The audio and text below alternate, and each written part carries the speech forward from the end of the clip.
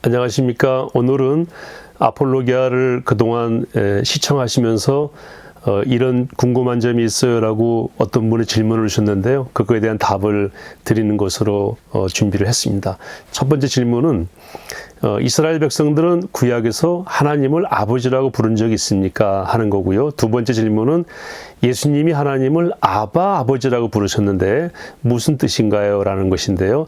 첫 번째로 답을 드리면은 하나님을 아버지라고 부른 적이 없습니다. 하나님께서 모세를 통해 주신 하나님의 신칭, 신에 대한 명칭은 여호와죠.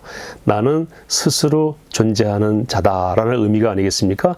창조된 바도 없고 또 그 기원이 특별하지 않은 하나님은 스스로 영원 전부터 영원까지 존재하는 분이시다. 이런 의미가 여호와입니다.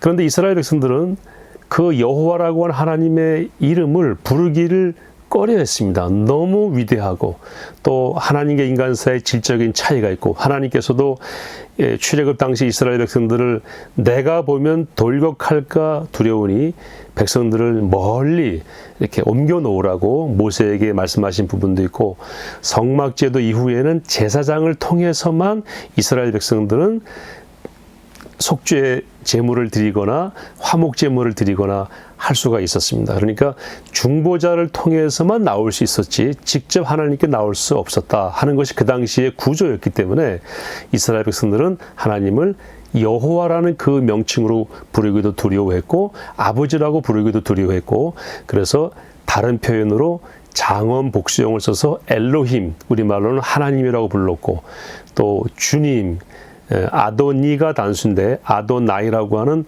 장원 복수형 존경의 복수형을 써서 주님이라고 불렀고 그리고 여호와라고 하는 네 글자는 직접 쓰기도 두려워서 성경을 필사할 때에도 그 부분은 공란으로 두었다는 그런 기록도 우리가 볼 수가 있습니다. 그래서 구약의 이스라엘 백성은 중보자를 통해서 제사장이라고 하는 중보자를 통해서만 하나님께 나올 수 있었다는 그런 여러 가지 측면 또 본인들은 죄인으로 이해를 했기 때문에 하나님을 아버지 또는 하나님을 여호와라고 부르는 그런 일도 삼가했다. 아버지라고 부를 수는 없었다라는 것입니다.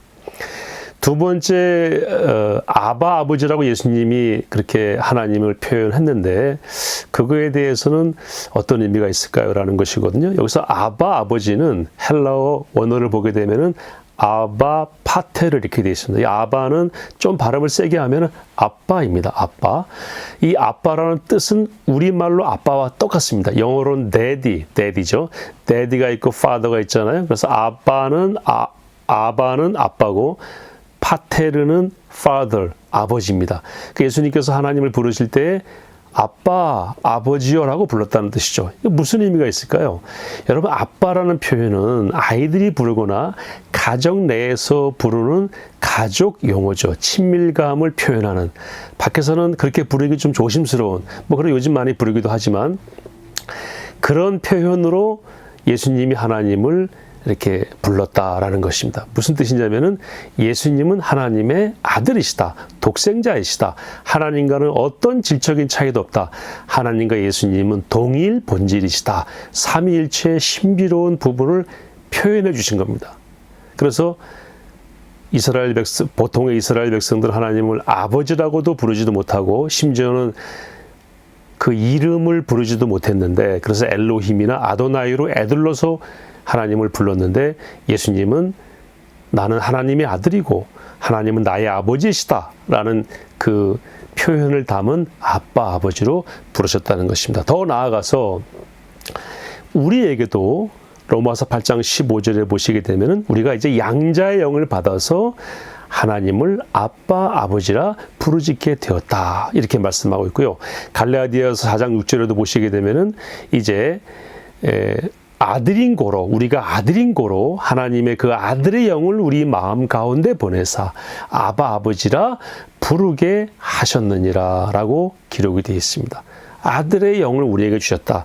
다시 말해서 하나님의 자녀의 영을 주셨다. 아들과 딸의 영을 주셔서 이제 법적인 영으로 양자가 되었고 그 다음에 모든 상속과 또 모든 그 기업을 받을 자로 합당한 하나님의 아들과 딸로 자녀로 확정 지으셨다 하는 표현이 갈라디아서 로마서에 나옵니다.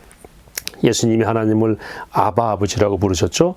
우리도 하나님을 아바 아버지라 부르게 하심으로 하나님과 우리 사회의 모든 장벽을 예수님이 다 거두셨고, 그리고 십자가에 달려 돌아가실 때에 성전과 성전의 내소와 외소, 다시 말해서 성소와 지성소를 갈랐던 휘장이 위아래로 다 찢어지고 예수 그리스도를 통하여 누구든지 하나님께 직접 들어갈 수 있는 그런 길이 열렸다라는 것을 상징으로 많이 보여주셨는데, 그 대표적인 언어 습관이 또는 언어적인 표현이 아빠, 아버지인 것입니다. 예수님께서 우리의 죄와 허물을, 그것 때문에 하나님께 갈 수 없는 그 모든 것들을 당신이 직접 제물 되셔서 십자가에서 드려주심으로 이제 우리가 직접 하나님께 나아갈 수 있게 되었다라는 것이 에베소서에도 나오고 있고, 또 모든 우리 성경의 그런 구원의 역사의 그 원리로서 우리에게 주어져 있는 것입니다. 우리가 어릴 때 우리 아버지한테 편지 쓸 때에 편지 봉투에 아버지 함자를 기록을 못하게 했죠. 왜냐하면 아버지 함자를 직접 기록하고 그걸 내가 말로 표현하는 것은 이거는 예의에 어긋나는 것이다. 아버지를 경히 여기는 것이다. 그래서 너가 너의 아버지는 누구시냐 물으면은 함자를 대죠. 뭐 홍자, 길자, 동자이십니다. 또는 홍자, 길자, 동자를 쓰십니다. 이렇게 표현하지. 우리 아버지 홍길동이에요. 이렇게 말하는 사람은 없잖아요. 그리고 편지 봉투 쓸 때에도 자기 이름을 쓰고 본가 임나 또는 좌하라고 써서 이거는 이 아이의 아버지가 수취인이시구나라는 것을 알 수 있게 되는 뭐 그런 우리에게도 우리 예법이 있지 않습니까? 이스라엘 백성도, 구약의 이스라엘 백성도 또 사실은 모든 사람들이 그렇게 하나님께 나갈 수 없는 존재였는데, 예수님께서 그 모든 장벽을 허무시고 이제는 직접 하나님을 불러라. 내 이름으로 누구든지 하나님께 구하면은 시행하실 것이다. 내 이름이 그 하나님께로 나아가는 통로이다. 그래서 나는 길이요 진리요 생명이라고 말씀하셨죠.